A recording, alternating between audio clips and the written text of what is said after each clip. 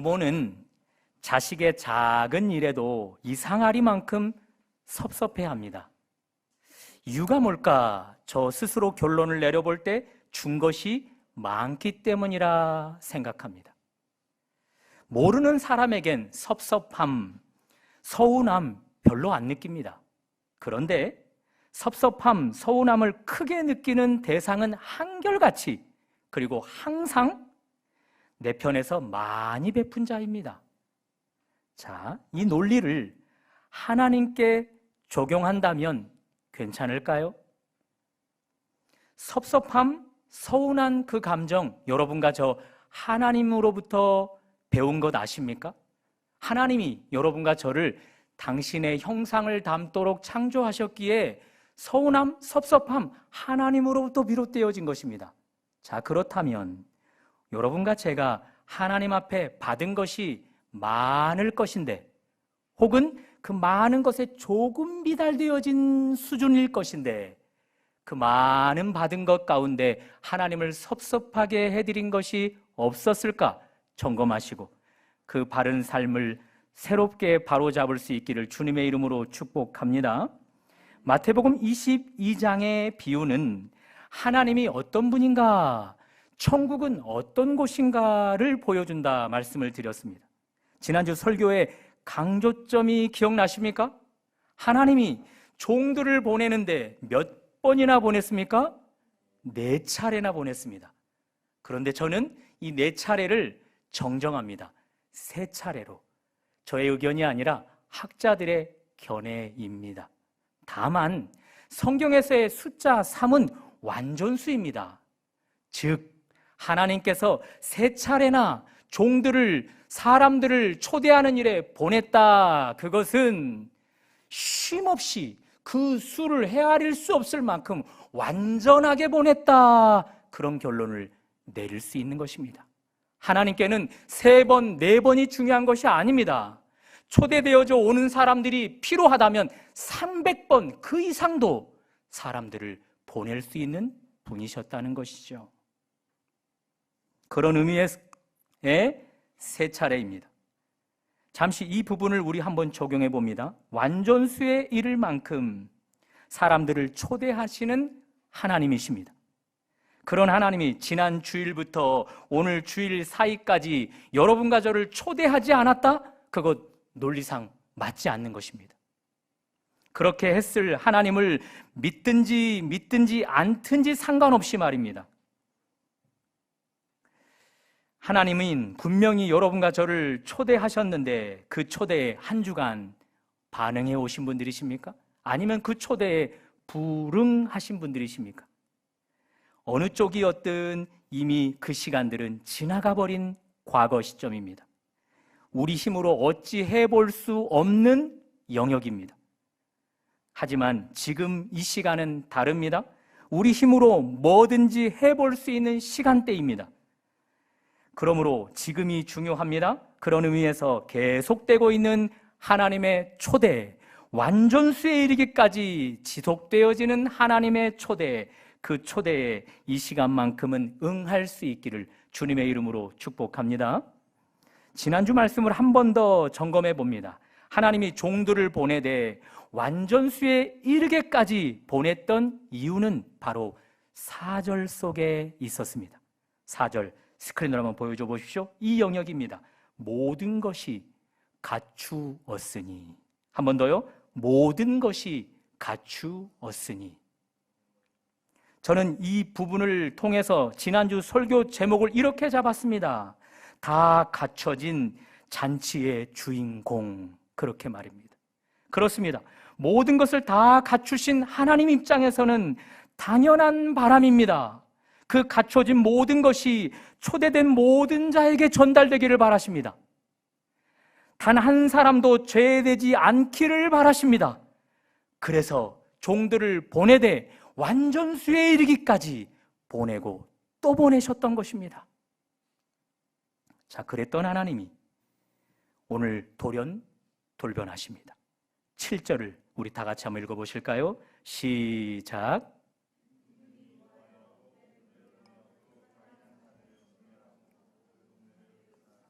한번 다시 읽어볼까요?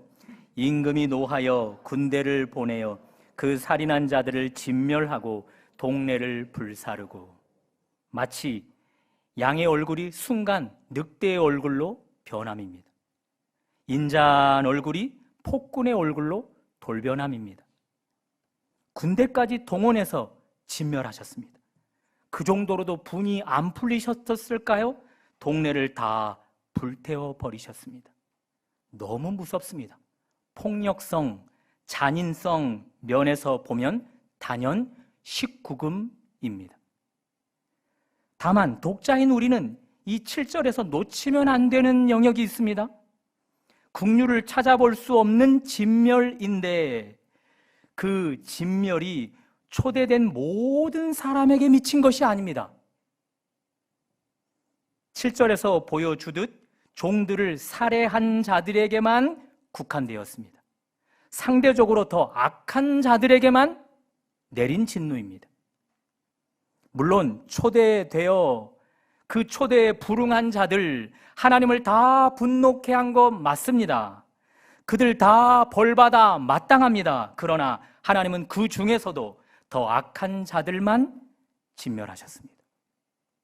하나님의 이렇게 일하심을 가지고 삶으로 한번 적용해 볼까요? 사랑하는 여러분, 모든 죄는 하나님께 벌 받음을 믿으실 수 있기를 바랍니다. 다만 똑같은 벌을 받는 것 아닙니다. 모든 죄가 똑같은 벌을 받는 것 아닙니다. 죄의 무게에 따라 벌의 무게도 달라집니다. 또 하나, 모든 벌이 똑같은 시간대에 내리는가? 그렇지도 않습니다. 지체함 없이 벌을 내리기도 하시고 지체한 후 벌을 내리기도 하는 하나님이십니다. 하나님 편에서 그것을 결정하는데요, 그 기준이 있습니다. 무대뽀로 하시는 것 아닙니다. 누가복음 12장 47절 48절입니다. 스크린으로 한번 읽어보실까요? 하나님의 기준이 어떠한지 명료하게 인식하면 좋겠습니다. 시작. 주인의 뜻을 알고도 행하지 아니한 종은 많이 맞을 것이요, 하나님의 뜻을 알지 못하고 맞을 일을 행한 종은 적게 맞으리라. 핵심은 하나님의 뜻을 알고도 알지 못하고도입니다. 하나님의 뜻을 아는데도 행하지 않는 죄를 지었다? 많이 맞는답니다. 알고도 지은 것이 하나님께 참작되어진 거죠. 아는데도 행하지 않은 죄를 지었다. 그러면 죄송해요, 반대로 몰라서 행하지 않는 죄를 지었다? 적게 맞는 것입니다. 몰랐던 것이 정상 참작된 거죠. 요절의 끝은 이제 이렇게 끝납니다. 다음 부분 한번 읽어보실까요? 시작. 무릇 많이 받은 자에게는 많이 요구할 것이요. 반대라면 반대로 요구하고 반대로 달라 하시겠죠. 여기서 오늘 설교 제목이 나온 것입니다. 이 기준을 이렇게 적용하면 좋겠습니다. 교회를 다니는데도 여전히 하나님을 잘 모릅니다.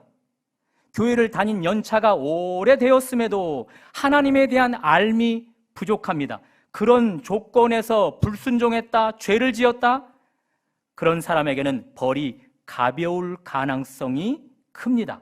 또 벌이 내려지되 지체된 후에 내려질 가능성이 큽니다. 그러나 반대입니다. 하나님을 잘 압니다. 성경대로 알고 믿습니다. 그런 조건에서 불순종하고 죄를 지었다? 그런 사람에겐 벌이 무거울 가능성이 큽니다. 그리고 벌을 내리시되 지체함 없이 내리실 가능성이 큽니다. 그러므로 여러분과 저는 점검해야 합니다. 하나님을 알고 믿는데도 불순종하거나 죄를 짓고 있다면 점검해야 합니다. 누가복음 12장의 말씀을 근거로 점검해야 합니다. 매를 많이 맞되 덜 맞고 시간이 지연될 매인지, 매를 맞되 많이 맞고 지체됨 없이 맞을 매인지를 점검해야 합니다. 사실 하나님이 종들을 우리 가운데 보내어 계속해서 초대하는 이유는 그 회차를 완전수에 이르기까지 종들을 보내어 우리를 부르시는 이유는 이 바로 돌이키는 이유 때문인 것입니다. 돌이키지 않은 결과 7절 말씀처럼 변하는, 무섭게 변하는 하나님이 경험되지 않기를 바라심입니다. 사랑하는 여러분, 하나님도 자기 자녀들에게 섭섭해 하십니다. 누군가에게 섭섭함을 느끼는 감정, 그것 하나님으로부터 우리가 배워서 그러는 것입니다. 그런 의미에서 하나님의 열정 있는 초대에 비해 우리 편에서의 열의가 냉랭함으로 반응되었다면 돌이킵시다. 받은 양에 따라서 많이 받은 분들이라면 많이 받은 자답게, 받은 양에 따라 적게 받은 분들이라면 적게 받은 자답게 반응할 수 있기를 주님의 이름으로 축복합니다. 하나님은 인류를 창조하시되 자기 형상을 담도록 창조하셨습니다. 이 말은 다시 말해서 모든 인간은 하나님 영광이라는 표적을 딱 맞추기에 정확하게 해놓으셨다라는 말입니다. 그러나 죄가 들어오면서부터 그 일은 크게 왜곡돼 버리고 말았습니다. 하나님의 영광이라는 관역을 모조리 빗나가 버리도록 되었습니다. 그것이 죄인데요. 로마서 3장 23절에 죄인을 이렇게 정의해 줍니다. 한번 읽어보실까요? 시작. 모든 사람이 죄를 범하였음에. 아직 안 나왔습니까? 한 번 더 시작. 모든 사람이 죄를 범하였음에 하나님의 영광에 이르지 못하더니. 이 말이 원어로 풀어보면 딱 이 말입니다. 하나님의 영광이라는 관역에 적중하지 못하는 죄인이 되었다. 문제는 이렇게 죄를 지은 자들의 상태가 너무 심각합니다. 관역을 빗나간 상태로 끝마쳐진 상태입니다. 그 상태로 그대로 고착화된 상태입니다. 스스로 헤어날 수 없는 상태로 멈춰버린 상태입니다. 결국 인간의 그 상태가 로마서 6장 23절의 말씀처럼 죄의 삭, 사망, 지옥에 떨어지게 만드는 것이죠. 하나님이 종들을 보내되 완전수대로 보내야만 하셨던 이유가 그것입니다. 고착화된 우리, 화석화된 우리, 스스로 헤쳐나올 수 없었던 여러분과 저이기에 하나님은 수많은 종들을 전도자라는 이름으로, 수많은 설교자의 이름으로, 수많은 복음 증거자의 이름으로 여러분과 저에게 보내셨던 것입니다. 특히 그들 손에 아들 예수의 십자가를 들려주셨습니다. 그 아들 예수가 마치 방망이처럼 되는 것인 양, 죄로 고착된 우리, 죄로 화석화된 우리를 그 예수 십자가의 망치로 깨뜨리려 하셨던 것입니다. 그것으로 회복시키려 하셨던 것입니다. 분명히 믿으셔야 합니다. 하나님은 오늘도 부족한 설교자를 보내셨습니다. 제 입술을 사용하는 중이십니다. 여러분과 저의 죄가 무엇인지 깨닫게 하시는 중입니다. 죄인된 상태가 어떠함인지 알게 하고 계십니다. 그런 상태에서 회복될 수 있는 방법까지 일깨우시는 중이십니다. 누가복음 12장의 근거로 많이 알고 많이 받게 된 자들이 다른 누군가가 아니라 여러분과 저라는 사실을 알게 해주고 있습니다. 그런 의미에서 이제 우리 선택이 남아 있습니다. 최대한 응할 수 있기를 바랍니다. 꼭 그렇게 하실 수 있기를 주님의 이름으로 축복합니다. 어려서 남의 물건에 손대던 버릇이 있었습니다. 학교와 문구점 음료가 주 타깃이었습니다. 장사하는 사람이 물건이 자꾸 비어가는데 돈이 안 맞는 것을 왜 모르겠습니까? 주인이 사람을 심어 놓았습니다. 뛰는 놈 위에 나는 놈이 있다. 저의 그 사건 때문에 나온 말입니다. 믿거나 말거나. 귀신같이 훔쳤는데 딱 걸렸습니다. 그날도 훔친 것을 먹으면서 집으로 가는 길이었습니다.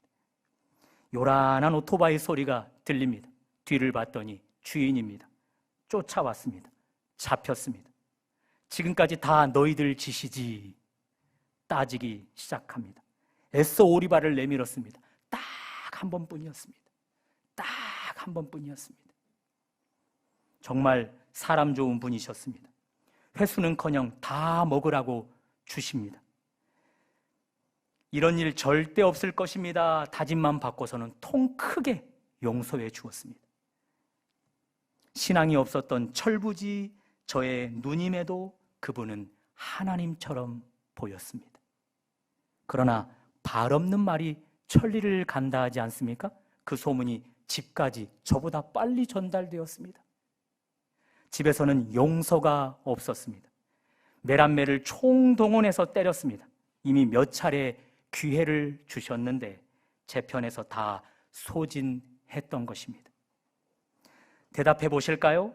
하나님의 관점으로 저를 볼 때 저는 많이 받은 자입니까? 적게 받은 자입니까? 어느 쪽입니까? 많이 받은 자입니다. 몇 차례나 기회를 주고 기회를 주셨으니 또 묻습니다. 저는 하나님께 지체된 벌을 받은 자입니까? 아니면 지체 없는 벌을 받은 자입니까? 한참이나 지체된 후 내려지는 벌을 받은 자입니다. 그날 참 많이 맞았습니다. 그날 참 많이 울었습니다. 그러나 여러분에게 묻고 답했던 것을 깨달았습니다. 부모님이 많이 때린 매는 많이 받은 자에게 많이 요구하심이었습니다. 성경대로였습니다. 사랑하는 여러분, 육신의 부모도 기회를 주시는데 하물며 하늘 아버지께서 왜 더 많은 기회를 우리 가운데 주지 않았겠습니까? 그렇다고 육신의 부모의 기회는 끝이 없이 주어지는 것이 아닙니다. 동일합니다. 하나님의 기회도 끝이 없이 주어지는 것 아닙니다. 누가복음 12장의 기준을 따라 오늘 7절의 무서운 벌이 즉시로 내리거나 지체되어 내리거나 하게 됩니다. 그러므로 여러분과 저 말씀 앞에 점검하셔서 돌이켜야 하는 영역 꼭 돌이킬 수 있기를 바랍니다. 많이 받은 자답게 돌이키시고 그거보다 조금 덜한 적게 받은 자답게 돌이킬 수 있기를 주님의 이름으로 축복합니다. 7절을 다시 한번 읽어봅니다. 시작. 임금이 노하여 군대를 보내어 살인한 자들을 진멸하고 그 동네를 불사르고. 진멸하시는 하나님이 너무 무섭습니다. 아주 끔찍하리만큼 합니다. 이 부분이 학자들의 말에 의하여 이렇게 전달됩니다. 이제 학자들의 말입니다. 한번 쫓아와 보십시오. 앞장 21장의 비유와 이 22장의 비유가 이상한 점이 발견되어진다. 21장의 내용, 비유 생각나십니까? 포도원 주인이 포도원을 종들에게 새로 맡기고 타국으로 갔습니다. 때가 되어 종들을 보내고 또 보내었습니다. 막 계약된 열매를 받기 위해서 보낸 종들마다 빈손으로 돌려보냅니다. 그리고 때로는 잡았습니다. 때로는 쳤습니다. 돌로 쳤습니다. 죽였습니다. 그 비유의 결말은 이렇습니다. 주인이 진멸을 예고는 하시되 주인이 오기까지 그 진멸은 이루어지지 않았다라고 끝이 납니다. 그런데 오늘 비유는 진멸이 예고도 없이 내려집니다. 그래서 학자들이 말합니다. 마태복음 22장의 비유의 결말 역시도 진멸을 예고함으로 끝이 났을 것이라. 여기까지 이해되시는 분 아멘? 이해가 안 되면 다시 한번 설명합니다. 마태복음 21장의 비유는 진멸이 예고만 되었을 뿐 아직 성취되지 않은 진멸이었습니다. 그런데 마태복음 22장의 비유는 예고 없이 진멸이 있었고 결국 그 진멸로 그들이 다 멸망해버렸다는 것입니다. 그래서 학자들은 이 두 비유를 비교해 보면서 뭔가 이상하다. 결론은 21장처럼 22장도 진멸이 예고되었을 것이다. 그런데 마태복음 22장을 편집하는 자들, 특별히 마태복음과 신약성경 나머지 26권이 신약성경 전체에 묶이게 되는 과정 속에서의 편집자들, 그들이 이 부분을 수정했다라고 이야기해 줍니다. 그도 그럴 것이 예수님께서 이 비유를 드신 뒤 딱 40년도 안 되어서 지금 22장 7절에 있는 것처럼 그 동네가 완전히 진멸되어 버립니다. 로마 군인들에 의하여. 그리고 다 불타 버리게 되었습니다. 그 성취를 온몸으로 통과해 왔던 마태복음의 편집자들이 예고된 진멸이 아니라 성취된 진멸로 수정했다는 것입니다. 두 눈으로 직접 그 사건을 목격한 역사학자 요세푸스가 기록한 내용입니다. 한번 스크린으로 봐주십시오. 제가 읽어드립니다. 떴습니까? 오래전 예수께서는 예루살렘 성내가 불태워질 것을 예고하였다. 마태복음 22장 7절의 예고였습니다. 시간이 흘러 운명의 날이 도래했다. 40년이 지나버린 것입니다. 로마 군인들 한 사람도 애 없이 설쳤다. 불타오르는 가옥들로부터 불덩이를 옮겨 금빛 창문, 이것은 성전입니다. 성전 안으로 던져 넣었다. 불길이 타오르자 비극처럼 통렬한 절규가 유대인들로부터 터져 나왔다. 그리고 성전이 불타고 있는 동안 지휘고와 남녀노소를 막론하고 어떤 동정도 없었다. 모두 함께 대량 학살되었다. 사랑하는 여러분, 우리 예수님은 과거, 현재, 미래를 다 현재 시점에서 보는 분이십니다. 다시 한번요. 과거, 현재, 미래가 다 현재 시점에서 보시는 분이 예수님이십니다. 시공간을 초월한 분이시기 때문에 그렇습니다. 이 비유를 드시는 과정 시점에서 유대인들에게 앞으로 임할 그 벌이 선명하게 보였던 것입니다. 잔악한 로마 군인들의 잔인성이 그대로 다 훤히 보였던 것입니다. 그 진멸을 예고하면서 눈으로 직접 보면서 예고하셨던 분이셨습니다. 그런 의미에서 이 비유는 하나님의 잔인성을 보여줌에 포인트가 있는 것이 아니라 예수의 앞을 내다보는 권위가 얼마나 큰지를 보도록 함에 초점이 있는 것입니다. 학창시절 목회자들의 입에서 나오는 말씀을 왕왕 가볍게 취급했습니다. 하나님이 직접 하시는 말씀도 아닌데 뭘 하면서 가볍게 넘겨버렸습니다. 경고의 메시지도 회개하라는 촉구도 흘려보내버렸습니다. 분명 저의 앞날을 내다보시면서 주님이 그들의 입술을 사용해서 전하는 메시지였는데 그렇게 했습니다. 어떻게 되었을까요? 결국 큰 교통사고를 당하고 말았습니다. 발목인대가 완전히 끊어지는 큰 사고도 당하고 말았습니다. 평생을 절뚝이는 자로 살아갈 수 있을 만큼 말입니다. 이유는 딱 하나였습니다. 하나님께서 완전수의 부르심으로 저를 초대하는데 받은 것이 이미 많음에도 불구하고 요구하는 것이 많아야 하는 것이 당연함에도 불구하고 끝까지 돌이키지 않았던 저의 완악함 때문입니다. 사랑하는 여러분, 이 자리를 떠난 뒤 우리에게 어떤 일이 닥쳐올지 우리는 아무도 알 수 없습니다. 오직 예수님께서는 그 다가올 미래를 현재 시점에서 보고 있습니다. 그런 의미로 볼 때 오늘 비유 설교는 가깝게 혹은 멀게 우리에게 다가오는 미래를 바라보면서 주님이 드시는 말씀입니다. 그러니 많이 받은 자답게 부응하는 여러분 되시고 적게 받은 자답게 부응하는 여러분 될 수 있기를 주님의 이름으로 축복합니다. 한 가지만 점검합니다. 많이 받은 자, 적게 받은 자 단어 차이만 있을 뿐 하나님께는 엄청난 것들이 우리 가운데 이미 주셨음으로 확인하셔야 합니다. 예수님은 이런 경고를 하셨습니다. 마태복음 16장 2절에서 3절입니다. 한번 다 같이 읽어보실까요? 시작.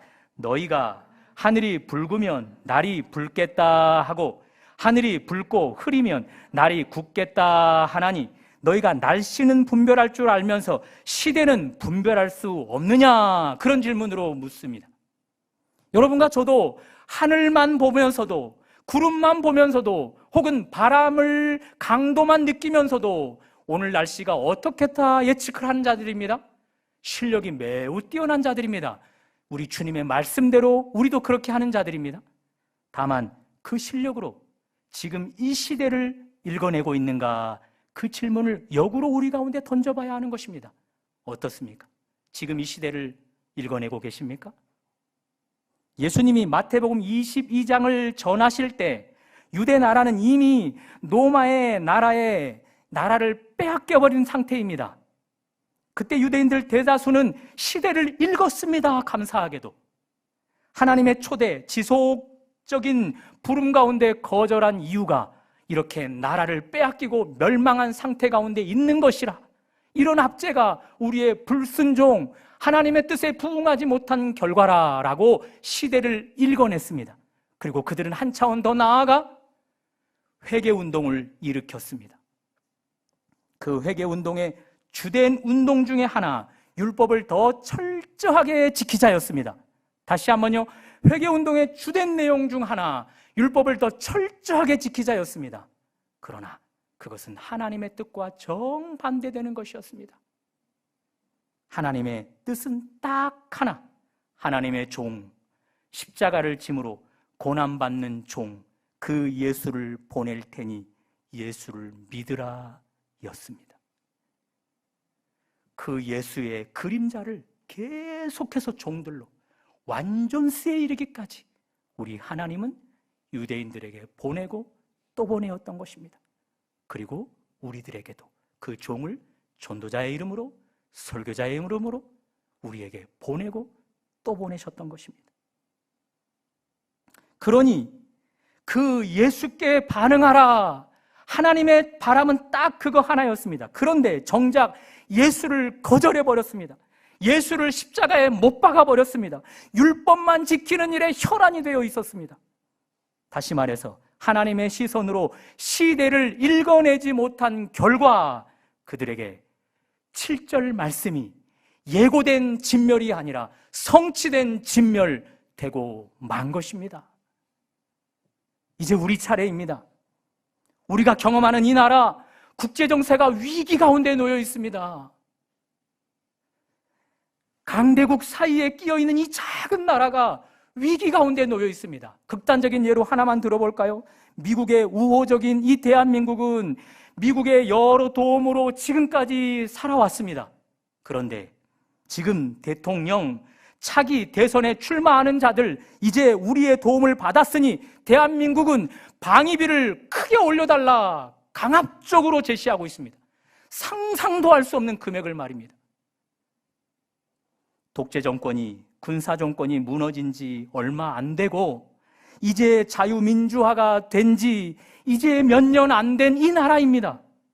앞으로 가야 할 길이 참 많습니다. 그 일에 주도적으로 행사할 자들이 오늘 대표 기도자가 기도했던 것처럼 정치인들입니다. 그런데 정치인들은 점점 양극단으로 치우치고 있습니다. 두 거대 정당이라 하는 자들이 국민의 30%씩만 지지층으로 확보하면 됐다라는 마음으로 나머지 40%는 버려둔 채, 방치해둔 채 정책들을 펼쳐가고 있습니다. 총선도 그렇게 펼쳐가고 있습니다. 혐오 정치라는 말이 정말 실감나는 때입니다. 그 혐오감이 결국 정치인들에게 폭력을 행하는 일들로 드러나는 것 아니겠습니까? 젊은 시대는 이 나라의 미래가 없음을 온몸으로 드러내고 있습니다. 왜 연애를 포기합니까? 꽃이 벌을 향하여 아름다운 향기를 뿜는 것이 당연한데, 벌이 아름다운 꽃을 향해 향하는 것 당연한데 왜 그 젊은 열정들이 왜 연애를 포기합니까? 왜 결혼을 포기합니까? 왜 자녀 출산을 포기해버립니까? 저출산, 인구 절벽의 심각성은 지구온난화보다 먼저 이 나라를 곤두박치게 할 상태 가운데 있습니다. 이 정도만 해도 지금 이 시대를 읽어낼 수 있지 않을까요? 우연이 아닙니다. 무서운 하나님의 심판, 무서운 멸망의 징조들이 우리 가운데 계속해서 허락되었음에도 불구하고 거절하고 수용하지 않고 수용하지 않은 결과인 것입니다. 그러므로 유대인들처럼 반응하면 좋겠습니다. 하나님의 초대에 부응하지 않은 것 때문에 지금 이 시대에 이 나라에 지금 현재 상황이 펼쳐지고 있다. 그렇게 지금 현 상황을 읽어낼 수 있으면 좋겠습니다. 그리고 돌이켜야 합니다. 다만 이 영역에서는 유대인들처럼 실수하면 안 됩니다. 그 실수를 면할 수 있는 딱 한 가지 방법은 율법의 치우침이 아닌, 성경의 치우침이 아닌 오직 하나님의 종, 고난을 받기 위해 이 땅에 오신 종, 십자가를 지기 위해 이 땅에 오신 종, 로마서 3장 23절 말씀처럼 하나님 영광이라는 관역에 절대적으로 빗나가 그것으로 끝나버린 인생을 회복시키기 위해서 이 땅에 오신 종, 그 종을 붙드는 것입니다. 그 종을 의지하는 것입니다. 그 종에게 돌이키는 것입니다. 그 일에 많이 받은 자답게, 그 일에 상대적으로 조금 적게 받은 자답게 반응할 수 있기를 주님의 이름으로 축복합니다.